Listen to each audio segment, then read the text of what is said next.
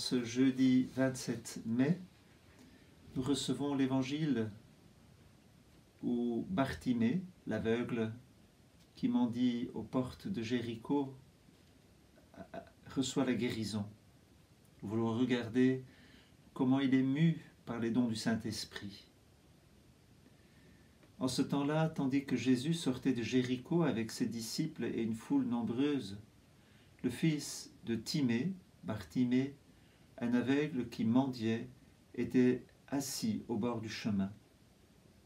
Quand il entendit que c'était Jésus de Nazareth, il se mit à crier « Fils de David, Jésus, prends pitié de moi !»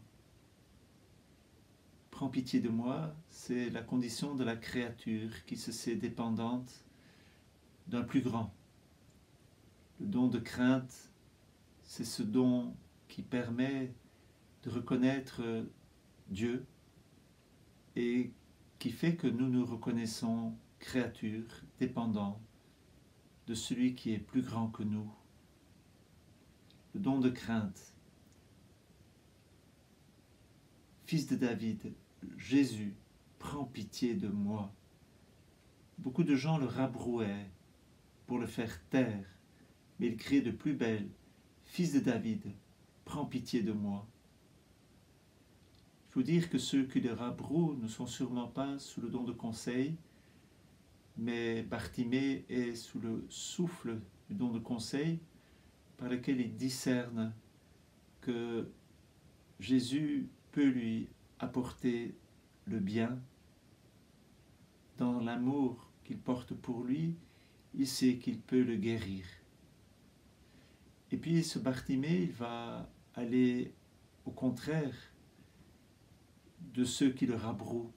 Il va crier de plus belle, Fils de David, prends pitié de moi. Les passions de l'irascible font qu'il désire vraiment cette guérison.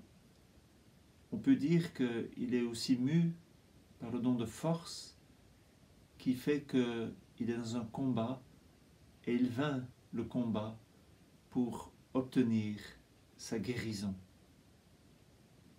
Jésus s'arrête et dit « Appelez-le ». On appelle donc l'aveugle et on lui dit « Confiance, lève-toi, il t'appelle ». L'aveugle jeta donc son manteau, bondit et courut vers Jésus. Prenant la parole, Jésus lui dit « Que veux-tu que je fasse pour toi ?» L'aveugle lui dit « Rabouni, que je retrouve la vue. » Et Jésus lui dit « Va, ta foi t'a sauvé. » Aussitôt l'homme retrouva la vue et il suivait Jésus sur le chemin. Le fait que cet aveugle maintenant, guéri, va suivre Jésus sur le chemin, c'est parce qu'il a une piété filiale. Il reconnaît son bienfaiteur et avec beaucoup de douceur il le suit et beaucoup de reconnaissance. Nous pouvons sans doute dire que Bartimée est conduit par le don de crainte, par le don de conseil, par le don de force et par le don de piété.